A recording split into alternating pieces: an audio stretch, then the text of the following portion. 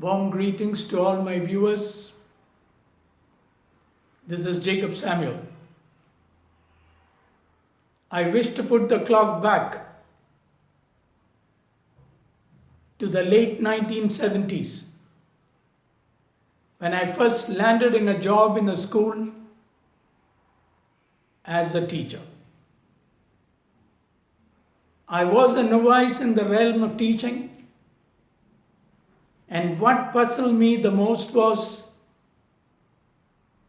whenever students they whisper amongst themselves that one teacher is good and the other as bad. This whispering campaign that was being carried out amongst the students prompted me to discover certain reasons behind this thought. One day, I took a piece of chalk and I wrote on the board, "Who is a good teacher?" And I gave them this activity to be done as homework, and I asked them to return it the following week, and also directed the students not to inscribe their names on the paper so that they are free to write whatever comments they thought of a good teacher. The following week, the papers were handed in from various classes. This activity was carried out in a couple of classes, and all of them, they were prompt in handing in their papers. I took these papers home and went through it one by one, and surprisingly, there were two papers where the names of the students had been written down in spite of the fact that I directed them not to write their names. As expected, the majority of the responses were, "A good teacher likes to teach." Another set of responses, "A good teacher loves his students." And another set of answers, standard responses, "A good teacher likes to learn." The ones that were marked with the names were very amusing, and I will just share them with you. 1. A good teacher likes sugarcane. I was trying to crack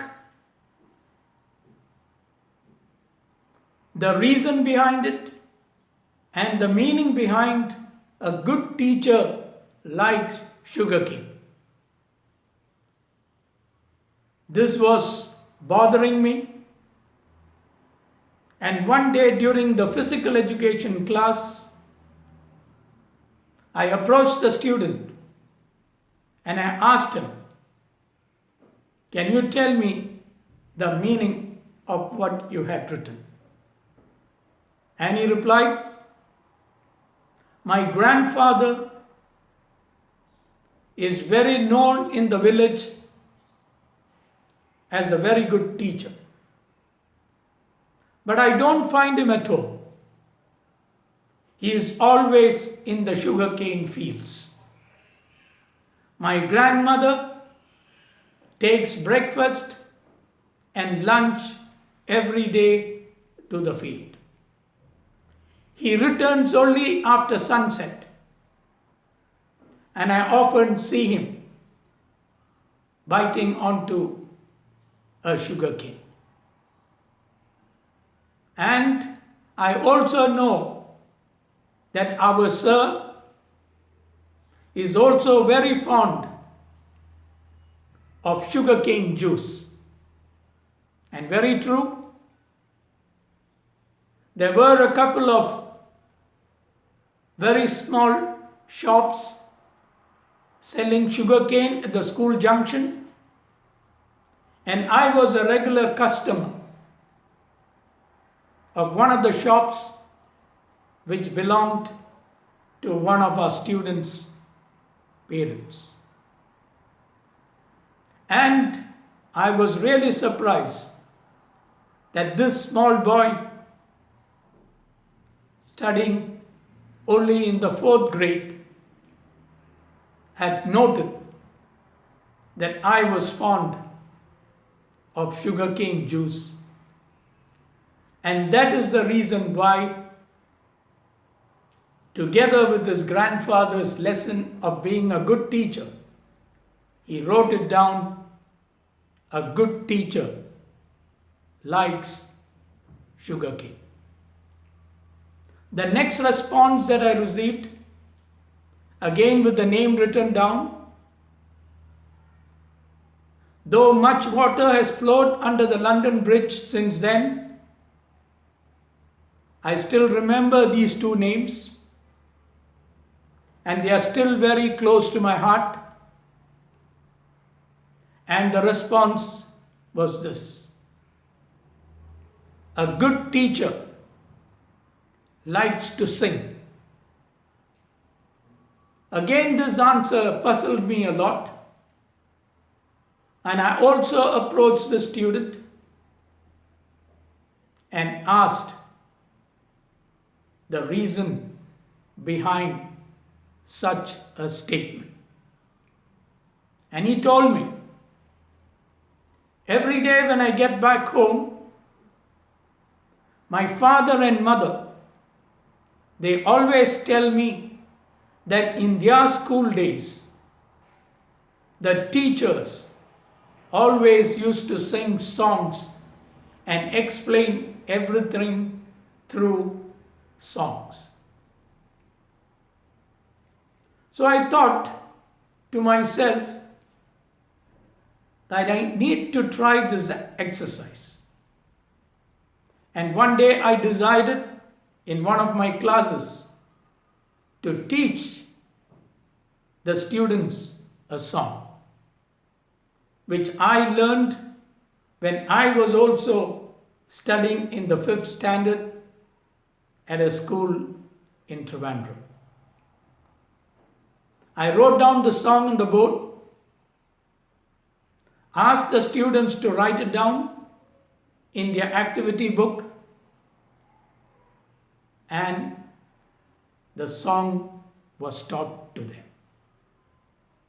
The students were all very excited to learn a very popular song, and very soon the song became viral in school, and this song was also on the lips of the headmaster. A few days later, the headmaster summoned me to his office and requested me to teach this song to the children of the nursery, and which I did very, very happily. Little did I realize that such a song will have a great impact on me as well as the students for generations. In 2018, when I was leaving the Middle East to India on holiday, I put up a post on my Facebook timeline that I would be in India from July 15th until August 31st, and this is my contact number while in India. The day after landing, I received a call. Is this Mr. Samuel? I replied, yes. Are you in Kerala? I said, no. At the moment, I'm in Pune. And he replied, I am the senior manager of the State Bank of India. And if you remember me, I am your student who wrote on a piece of paper that a good teacher likes to sing. I am that same person. I was taken aback, and he wanted to meet me in spite of the fact that he was residing 200 kilometers away from Pune. And I told him, we will meet at the Phoenix Mall in Pune. And he did likewise in spite of the heavy rains. This takes me back to the school where I studied, as well as to the school I was teaching. The students of the school set up a group in WhatsApp. They added me to this group, and the very first request that came from a student, a homeopathy doctor, was, Mr. Samuel, can you sing that song? It was once I took a fancy to see a foreign land. I sailed in a boat, a very fine boat. I sailed to Zululand. The opening verses are this. And I sang the song happily. And though 35 years have passed by, I'm very happy that I'm remembered by all these students just for the song that I've taught them, not because of my knowledge or wisdom. And that is what I am liked for. Thank you very much for lending me your ears. Till we meet again, stay safe and bye-bye.